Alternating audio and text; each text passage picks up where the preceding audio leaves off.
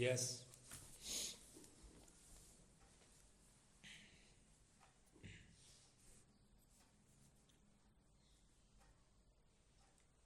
आपकी सफलता इसी बात पर निर्भर करती है कि आप कितना विरोध सह सकते हैं, कितनी गलतफहमियों को भुला सकते हैं और कितनी मुसीबतों का मुकाबला कर सकते हैं। आपने इन सभी अवरोधों का एक चट्टान की तरह डटकर मुकाबला किया है। इसी से आपके भीतर साहस का अनुमान लगता है।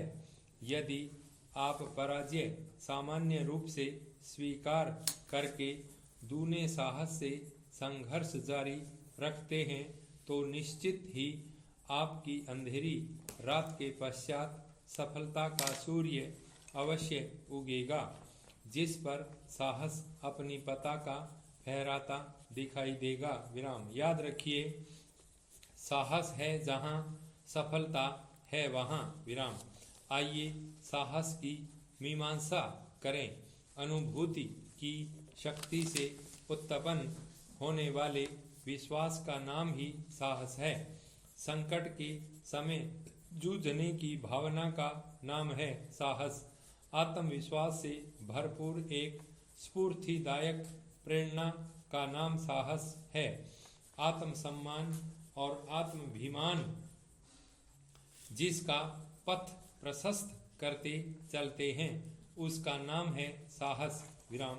स्वाभिमानी सफल जीवन के क्रमिक विकास की पृष्ठभूमि में है भावना, उसका नाम साहस है। विराम।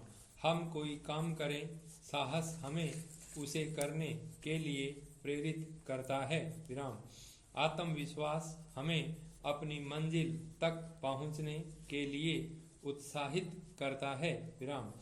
आत्मसम्मान और आत्माभिमान हमारे सामर्थ्य को बढ़ाता है और हम इच्छापूर्वक अपने कार्य को करने में जुट जाते हैं, इस निश्चय से कि सफलता अवश्य मिलेगी।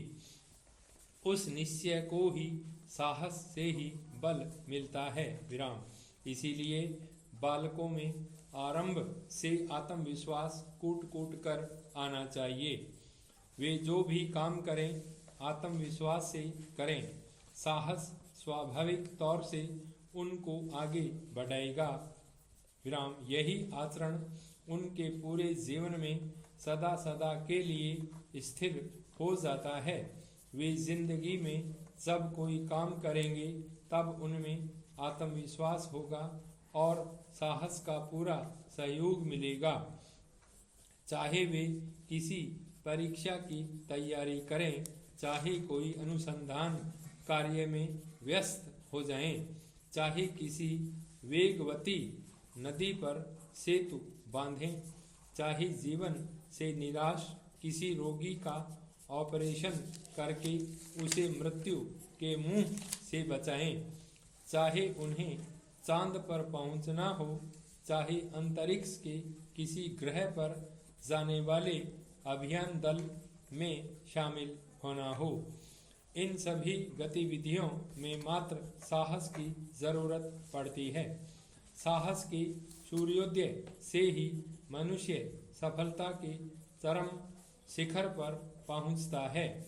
संसार में ऐसे व्यक्तियों अथवा परिवारों की संख्या बहुत अधिक है जो अपनी वास्तविक स्थिति या स्तर की परिधि से बाहर निकलकर बनावटी लबादा ओढ़े हुए घूमते हैं। विराम।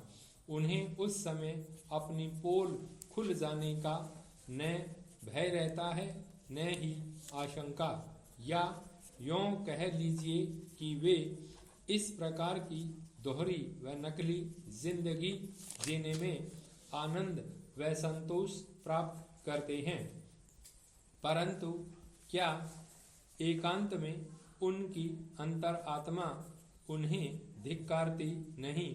हो सकता है उन्होंने अपनी अंतरात्मा को चिर निद्रा में सुला दिया हो, फिर भी दुनिया में ऐसे ही स्पष्ट व्यक्तियों की कमी नहीं है जो दिखावे को बिल्कुल पसंद नहीं करते और जो वास्तव में है वैसे ही रहते हैं, अंदर बाहर दोनों तरह से। गुरुदेव रविंद्रनाथ ठाकुर ने इसी आडंबर से संबंधित एक लेख लिखा था, नकल का निकम्मापन।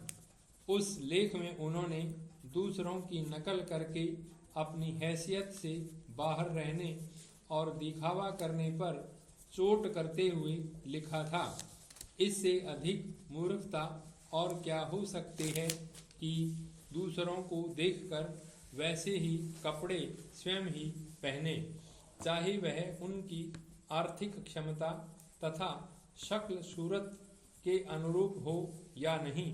अधिकतर इसी नकल में अपना रुपया बर्बाद करते हैं। विराम। अमेरिका में एक महिला ने केवल इसलिए तलाक मांग लिया कि उसका पति उसके लिए $40,000 उसके नए कपड़ों पर खर्च कर पाने में असमर्थ था। महिला को विश्वास था कि उससे कम में उसका गुजारा होना संभव नहीं है। वह तलाक सिर्फ इसलिए मांग रही थी कि उसके सामने वाले फ्लैट में श्रीमती निर्मला नए तथा कीमती वस्त्राभूषण पहनती रहती थी, क्योंकि उनके पति देश के प्रसिद्ध व्यापारिक संस्थान में काम करते थे और मोटी पगार पाते थे। साथ ही उन्हें अपने पिता की ओर से भी संपत्ति प्राप्त हुई थी, जिसे उन्होंने प्रतिभूतियों में लगा दिया था। उनकी सारी पृष्ठभूमि जानते हुए भी उस मूर्ख और ईर्ष्यालु स्त्री ने अपने गरीब पति की नाक में दम कर दिया था।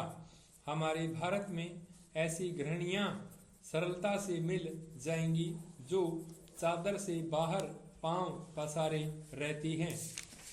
श्री करण कपूर गृह मंत्रालय में केवल सेक्शन ऑफिसर हैं। 15 वर्षों की सेवा के पश्चात कुछ ले देकर यह कुर्सी नसीब हुई है। गृह निर्माण ऋण लेकर एक हाउसिंग सोसाइटी की बदौलत एक द्विकक्षीय सेट का जुगाड़ कर सके हैं। कुछ वर्ष पूर्व एक सेकंड हैंड स्कूटर खरीद लिया था। श्रीमती अपने पति के वर्तमान पद संज्ञा से इसलिए संतुष्ट हैं कि उसमें ऑफिसर शब्द जुड़ा हुआ है। उनके 2 बच्चे हैं और उन्होंने जिद करके दोनों को दिल्ली पब्लिक स्कूल में भेजा है। इसका प्रबंध श्री कपूर ने किस प्रकार किया है वही जानते हैं। श्रीमती की जिद सिर्फ इसलिए थी कि कॉलोनी में कई बच्चे वहीं पढ़ने जाते हैं और पब्लिक स्कूल आजकल दिल्ली में प्रतिष्ठा का प्रश्न बन गया है। गृहिणियां जेवर बेच बेच कर अपने बच्चों को ऐसे पब्लिक स्कूलों में पढ़ाने भेजती हैं, सिर्फ इसलिए कि उनकी ग्रीवा तनी रहे। जब बच्चों को भर्ती करवाया था तब उन्होंने अपना हार बेच दिया था।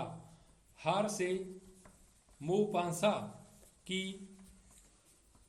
दी नेकलेस कहानी याद आ गई, जिसमें मंत्रालय में काम करने वाले एक साधारण क्लर्क को मंत्री से दावत का निमंत्रण पत्र किसी न किसी प्रकार मिल जाता है। दावत में आमंत्रित सदस्यों की प्रतिष्ठा का ध्यान रखते हुए साधारण क्लर्क की पत्नी अपनी सहेली से एक हार मांग कर ले आती है और अच्छे कपड़ों के साथ उसे पहनकर जाती है। दावत में सभी उसकी प्रशंसा करते हैं, पर दावत से लौटकर उन्हें पता चलता है कि वह हार कहीं खो गया। उस गरीब पर दिखावे के चक्कर में पड़े मूर्ख दंपति के पांवों के नीचे से जमीन खिसक जाती है। उसके पश्चात जिंदगी का एक लंबा समय उसे खरीदने के लिए पैसे जुटा पाने में खर्च कर देते हैं। जब वे हार लौटाने पहुंचते हैं तो पता चलता है कि वह खोया हुआ हार साधारण और सस्ता था, परंतु कुछ घंटों के दिखावे की कीमत उन्होंने अपने दाम्पत्य जीवन के कई खुशनुमा वर्षों की आहुति से चुकाई थी। मोपासां ने भी उस अमर कथा के द्वारा उस झूठे आडंबर पर चोट की थी जो समाज में विषैली महामारी की तरह व्याप्त है। पाई स्टॉप।